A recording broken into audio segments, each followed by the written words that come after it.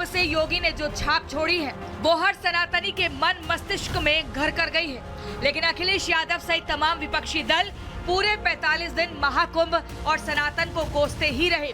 छोटी छोटी कमियों को बड़ा चढ़ाकर बताया। यही नहीं, अखिलेश ने तो अपने पीडीए पत्रकारों के जरिए खूब झूठ फैलाने की कोशिश की थी। महाकुंभ जैसा आयोजन किया, उसमें भी झूठ बोला।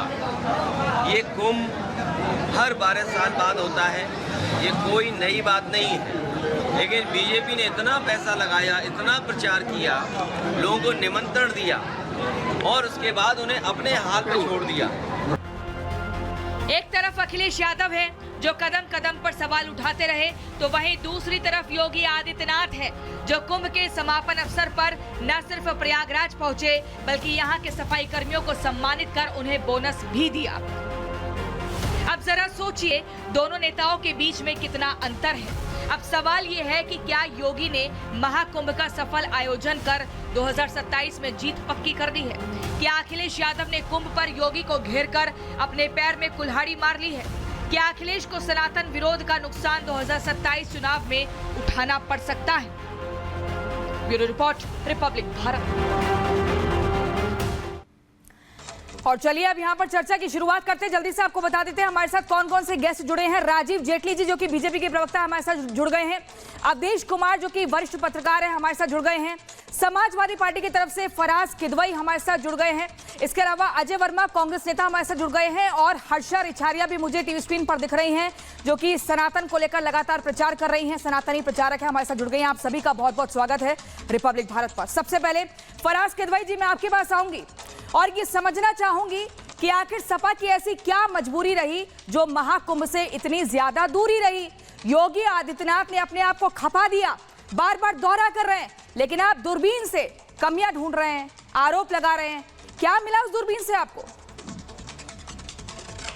प्रियंका जी, सबसे पहले बात तो मैं तो आपकी इस बात का खंडन करता हूं कि सपा की दूरी कुंभ से रही। किस सेंस में दूरी रही? हमारे राष्ट्रीय अध्यक्ष, इस देश के भावी प्रधानमंत्री, उन्होंने तो पूरी डुबकी लगाई।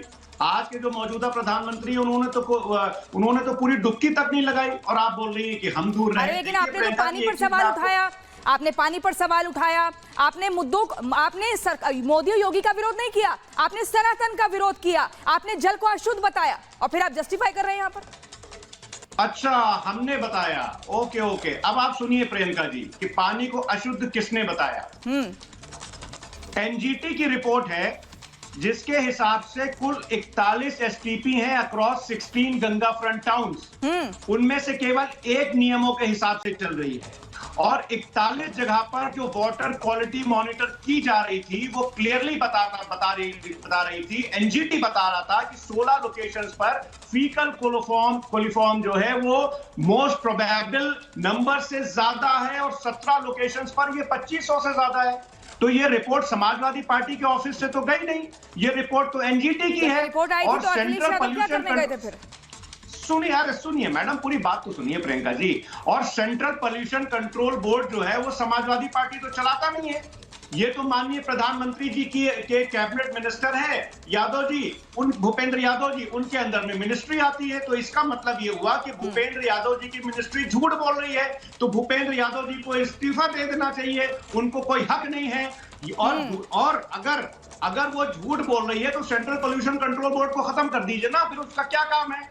तो पानी की अशुद्धता पे सवाल समाजवादी पार्टी ने तब उठाना शुरू किया जब एनजीटी ने और सेंट्रल पॉल्यूशन कंट्रोल बोर्ड ने ये बताया। राजीव जेटली जी पानी की अशुद्धता के ऊपर सवाल उठा रहे हैं और अब रिपोर्ट का हवाला दे रहे हैं, सेंट्रल पॉल्यूशन बोर्ड का जिक्र कर रहे हैं। देखिए, अगर ये वैसे तो सेंट्रल जिसे आपने देखा कि पॉल्यूशन बोर्ड की रिपोर्ट आई है उसमें बोला कि गंगा स्वच्छ है, लेकिन इन्हें गंगा स्वच्छ क्यों नजर आएगी? इन्हें सरस्वती अच्छी क्यों लगेगी? यमुना से प्यार रखने वाले ये लोग हैं नहीं। तो जब ये बताइए, तीनों नदियों को ये मानते ही नहीं। मैं तो अभी किदवई साहब बैठे, ये किदवई साहब बोले कि हम आस्था रखते हैं गंगा के प्रति, हम आस्था रखते हैं सरस्वती के प्रति, हम आस्था रखते हैं यमुना के प्रति। ये बोले व्यक्तिगत तौर पे कि हम उसे अपनी माँ मानते हैं, ये बोले कि हमारी आस्था उतनी है जितनी इस देशवासियों की है, वो नहीं बोल पाएंगे। उसकी एक वजह है, और जो वजह किदवई साहब की है वही वजह के अखिलेश जी की है। अखिलेश जी भी इसीलिए गंगा से दूरी बनाते हैं, वहां पे स्नान करके जरूर गए, डुबकी भी लगा करके जरूर गए, लेकिन आस्था प्रकट नहीं कर पाए। ये पानी है इनकी नजर में, इस देशवासियों की नजर में वो गंगा है, इस देशवासियों की नजर में त्रिवेणी है, वो संगम है। और जहां पर पूरी इतनी बड़ी संख्या में, जितनी रशिया की आबादी नहीं, अमेरिका की आबादी से दुगनी आबादी अगर एक ही जगह पर इकट्ठे होकर के स्नान कर रही है, डुबकी लगा रही, तो आप ये सोचिए कितना बड़ा महापर्व था। और जो इनकी दूरबीन है ना, अगर ये दूरबीन नहीं टेलीस्कोप भी ले लेंगे तो केवल एक ही जगह पर इनको मैनेजमेंट नजर आएगी, मात्र 5 से 8 किलोमीटर के रेडियस के अंदर। अगर बस सोचिए एक देश की पॉपुलेशन से डबल एक ही जगह मैनेजमेंट नजर आता है आपको। फराज किदवई जी, ये बताइए, अमेरिका की अगर आबादी की बात करें तो 34 करोड़ है, और अगर यहाँ पर संख्या देखिए जो श्रद्धालु पहुंचे हैं 66 करोड़ से ज्यादा। आखिर फिर उस दूरबीन का लेंस कहां पर गड़बड़ कर रहा है? अखिलेश यादव जाते हैं, डुबकी लगाते हैं, लेकिन आस्था प्रकट नहीं कर पाते, और उस पवित्र गंगा जल को पानी कहकर बोलते हैं। अच्छा, आस्था प्रकट नहीं कर पाते हैं, इसका सर्टिफिकेट राजीव जेटली ने दिया या आपको कहीं और से मिला है प्रियंका जी? नहीं, आपके ऊपर आरोप लग रहे हैं, राजीव जेटली बोल रहे हैं। अखिलेश नहीं, आपने दिया। अच्छा, राजीव जेटली, तो आप एक काम करिए प्रियंका जी, उनको गंगा गंदी नजर आ रही है कि आपकी आस्था गंदी नजर आ रही है, इसलिए बोल रहे हैं। बांटने का काम शुरू कर रखा है। सेंट्रल देखिए प्रियंका जी, हम एक पॉलिटिकल पार्टी, लास्ट पार्लियामेंट के इलेक्शन के हिसाब से अगर देखिएगा तो Samajwadi party is the largest party in Uttar Pradesh, जो कि हम, लेकिन आप देखिए आपको गंदी नजर आ रही है। बस कंसर्न इतना नहीं है, इस देश की भावनाओं को आहत आपने इस बात को कह करके किया है कि गंगा गंदी है, दूसरा सवाल, यमुना गंदी है। दूसरा सवाल ये है कि स्वामी राम शंकर जी ने कहा है कि जो माननीय मुख्यमंत्री जी ने बयान दिया था सुअर और गिद्ध वाला, वो बयान गलत है।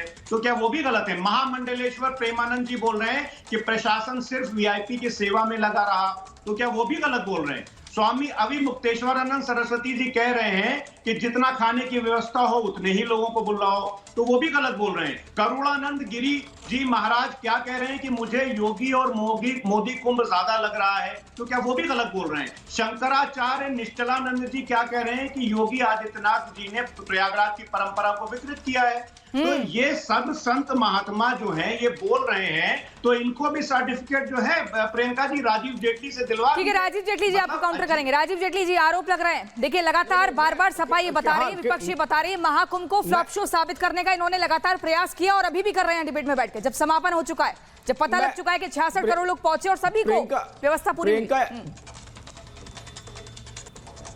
नहीं प्रियंका, एक बात देखिए ना, Guinness book of world record के अंदर स्वच्छता के ऊपर हमें अवार्ड मिला। आज ही वो तस्वीर सामने भी आई है, बिल्कुल। और ये एक बात सबसे बड़ी बात कि जब इन्होंने जब और दूसरी बात कि जब नाक बंद करके ये डुबकी लगा रहे थे अखिलेश जी, जब ये डुबकी अंदर लगाते होंगे तो भी इन्हें गंगा याद नहीं आ रही थी, यमुना याद नहीं आ रही थी।